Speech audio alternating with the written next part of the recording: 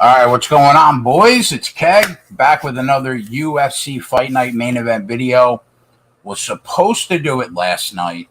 Had tech issues. Had to run to the store, buy a new microphone. But we're here. We're here. The main event hasn't happened yet, so we're here. Another really good main event, man. The UFC has done a fantastic job the last few months with the quality of these main events, really dating back to January. And this week is it's really no different. Future title implications probably on the line here. At least one of the two title eliminators in the division. We got Rob Font taking on Cody Garbrandt tonight. And it should be a fun one. Quick recap of last week's video. We got the chicken in a few of the UFC 262 fights. We hit Beneil Dariush plus 150. On that video, I gave out Andrea Lee plus 105. Our guy, Charles Oliveira, finally wins a title, so we cashed that as well. We dropped the Burgos fight, though. And personally, I think Viviane Araújo got robbed. Thought she won that fight. But if you watch the video, it was a profitable week. So now we turn our attention to tonight. Cody Garbrandt, Rob Font, current odds right now. Both sides coming in at about minus 110 right now at Bet365. I guess I'll start with Cody Garbrandt. The world initially started to realize about Cody Garbrandt in the second half of 2016. I think at the time he was like 8-0. UFC started to put him in slightly more high-profile fights. He headlined a UFC Fight Night. He made quick work of Thomas Almeida, and then he followed up that win with another win over Mizugaki. And then he gets the title shot against Dominic Cruz at UFC 207. In that fight, he puts on an absolute clinic, obviously, against Dominic Cruz, right? He wins the bantamweight championship fight. Best he ever looked. Now, was that the best he ever looked? Yes. But everyone tends to use that fight as a marker of how good Cody Garbrandt can potentially be when he's at his best. But if we're being honest, Cruz was the absolute slowest that he has ever looked in his entire career in that fight. And it came out later that he had a serious foot injury going into that fight, which slowed him down. Not to mention the fact that, you know, Dominic Cruz was an aging champion coming off of multiple surgeries with his knees. So, you know, Cody Garbrandt gets it done. That's his best win. Now, in the next two fights, he fights TJ Dillashaw, and TJ makes Cody look like he doesn't even deserve to be like a 10 to 15er in the division. Like, top 10 at best in that fight, right? And he takes the belt right off of Cody Garbrandt's waist. Now, that was the first time that we saw what happens to Cody Garbrandt when he gets frustrated and angry. When things aren't going his way, which didn't go that way in both the Dillashaw fights, he starts to get seriously emotional, okay? And his emotions start to run wild. And it becomes a major liability in his MMA game. That's probably his biggest liability once we saw that come out in him. And, you know, it's alarming, man. He goes into this, like, quasi barroom brawl mode where he starts to throw wild punches, which tends to slow his movement down, and it leaves him open on the counter substantially once he starts to let his emotions run wild. So what did Dillashaw do, right? he made Cody Garbrandt snap out, and TJ cracked Cody's chin like it was a glass table, and it hasn't been the since. It hasn't been the same since 2017 in that first fight. His chin has never recovered since that day, okay? And that's his second biggest liability. His chin is almost as bad as Chris Weidman's chin at this point. And that's saying something, man. Like that, now after the two fights with TJ, some people thought there's no way that Cody Garbrandt's chin could possibly be that bad because, he was 10-0, looked like he couldn't be stopped. TJ knocks him out 2 fights in a row, and people just refuse to believe that his chin is really that bad. And after that second Dillashaw fight, we started to hear things like, well, maybe it's because Cody hates TJ Dillashaw so much. They had a team alpha male beef. TJ left. Cody's a big team alpha male guy. So, maybe he lets his emotions take the best of him. And maybe Cody Garbrandt doesn't have the best chin, but surely it can't be that bad, right? Fast forward to mid-2019. Next fight. Takes the fight against Pedro Munoz, right? Now, Munoz is a top 10 guy. He's been a staple in the top 10 of that division for a long time, but he isn't TJ Dillashaw. He's not one of the best guys in the world at that weight class, but he's solid, right? So we expected to see Cody Garbrandt come out and tuck Pedro Munoz into bed in that fight, right? Now, did we see that? No, we didn't. Again, Cody became extremely frustrated in that fight because Pedro Munoz was starting to light him up like a Christmas tree. And what happened? He blows a gasket mid-fight. And he went off the rails in that Pedro Munoz fight even more than he did in those 2 TJ Dillashaw fights. And he starts about the most chaotic 90-second exchange with Pedro Munoz that you might ever see in the UFC.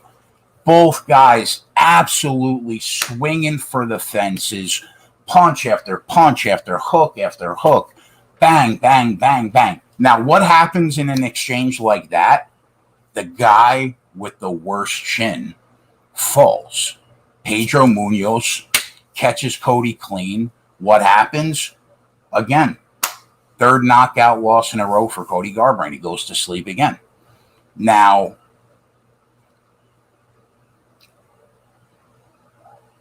so now he's coming off 3 straight knockout losses, right? This is where it gets funny. In Cody Garbrandt's last fight, he did what he was supposed to do. He beats about 120-year-old Rafael Assunção, okay? He knocks him out, even though nobody up to that point had ever knocked out Rafael Assunção, right? But when you're fighting at that age with that many miles on your chin in the sport of MMA, logic tells you eventually you're going to get knocked out. If you keep going in the cage and you keep getting older, eventually you're going to get knocked out, okay? So I can't give Cody Garbrandt credit for knocking out a geriatric senior citizen in Rafael Assunção.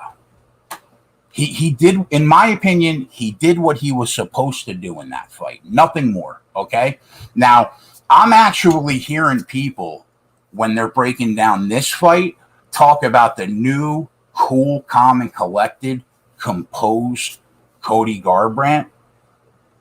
I'm calling bullshit on that. Cody Garbrandt's got to show me a lot more of what he did in that Rafael Assunção fight before I can even remotely think that he has changed his ways. As far as I'm concerned, he went out, he did what he was supposed to do against a less skilled guy at that point in his career. And now he's going to take on a legitimate top 3 guy that deserves to be where he is in Rob Font, period, full stop. So I don't buy it. I got to see a lot more of Cody being cool, calm in the pocket. If he gets tapped on the chin, doesn't freak out. If I see that in a few more fights, then maybe I'll say, okay, maybe he changed his ways, right? But to be fair to Cody Garbrandt, we know what he is. He is an incredibly gifted striker. He carries a ton of power, a ton of speed, and he is live to win any fight that he's in because of those 2 reasons. And he also has a really solid wrestling background that is severely underutilized. I don't know why he doesn't really ever lean back on that wrestling game that he has. My guess is he knows that he can end a fight with the 2 hands that he's got at any point in time, and he'd rather stick to that than utilize a really solid, wrestling base. So do I expect to see his wrestling base tonight? No, I don't. I think we're going to see exactly what Garbrandt's done for his last however many 15 or 16 fights. Okay, now his opponent, Rob Font, also a really gifted boxer. Solid. His boxing is legit, man. Now, he doesn't carry the power or the speed that Cody Garbrandt has, okay? But Rob Font's got more than enough power to knock out anybody in that division, especially somebody with a chin like Cody Garbrandt, right? Now, my one issue with Rob Font is he's a little heavier on his lead foot than I would like him to be. But that's because people like him and Corey Sandhagen have such a long, lengthy advantage over the smaller guys in the weight class that, he sits off that lead foot. He uses that length behind an incredibly good jab that he has. And I think that that's what will probably frustrate Cody Garbrandt tonight. Now, they're both 5'8", at least that's what they have them listed at, but Rob Font has a big reach advantage in this fight, almost 7 inches. So he's going to have that jab bouncing off Cody's nose for however long that this fight lasts, in my opinion. And it should frustrate Cody when he tries to get inside. Plus, I think that, Rob Font has good enough hand speed for the division, and he is an extremely accurate striker when he throws. When he throws in most exchanges, he tends to tap the button clean. So I think he's going to find the button tonight. Now, even though Rob doesn't use it much, I think that he also has an underrated wrestling base and underrated top control. But I'd like to see Rob Font gravitate towards that tonight. I'd like to see him keep Cody Garbrandt honest tonight and level change. Make him think about even the possibility for a takedown. Because Rob Font's also guilty of falling in love with his boxing and just wanting to strike. He's guilty of that as well. And I would like to at least see him make Cody think tonight. So if we're talking about where the value lies in the fight tonight, I think based on the run that Rob Font's been on and his overall body of work in the UFC,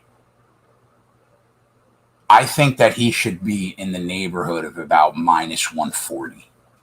I think that's the fair line. based on the body of work, if not a nickel or dime more, right? Now, I think that Rob Font is by far the more durable guy in the fire.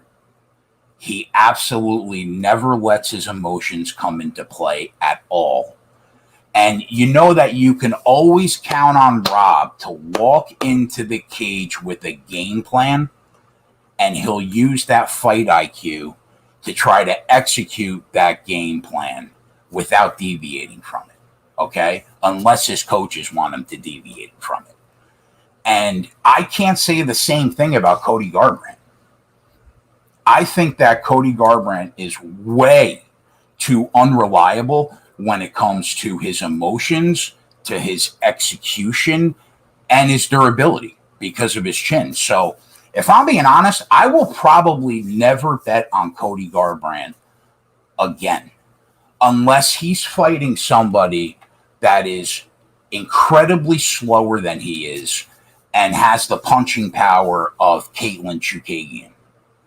Outside of that, I don't see how you can back a fighter like Cody Garbrandt. Is he live to knock anybody out? Yes. But he's got a glass jaw. He has a lack of fight IQ due to his emotional instability. And both those things are a deal breaker when I'm looking to bet a fight in the UFC. I just can't get behind somebody that has those two problems. So, you know, and if we're being fair to Rob Font, he deserves to be here, man. Won 6 out of his last 8 fights, knocks out a top 5 guy last time out. Now, what Cody Garbrandt deserves to be in the spot he's in tonight as one of the 2 eventual. This is a title eliminator. This fight and then one other fight.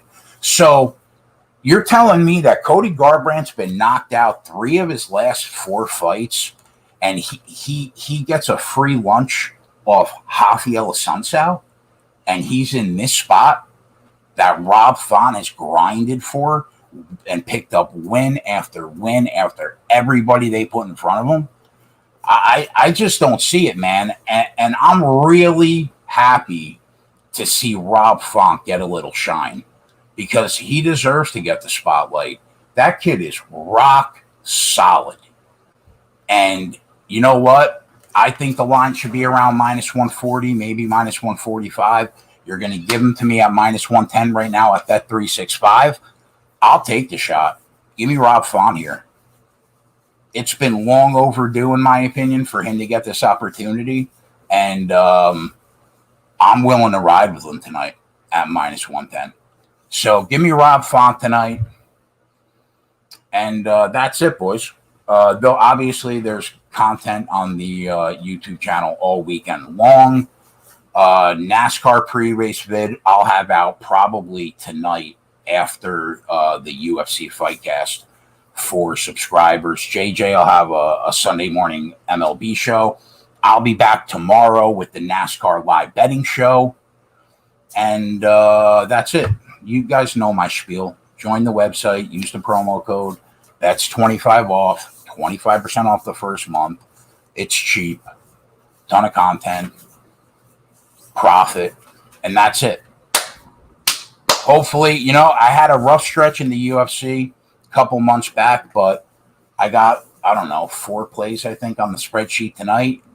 If we can grind out a profit, that's for the last 5 weeks. We picked up profit in the UFC on the website. And that's it. Regardless of what you bet this weekend. Good luck. I hope your action runs pure. And I'll see you guys tomorrow. Later.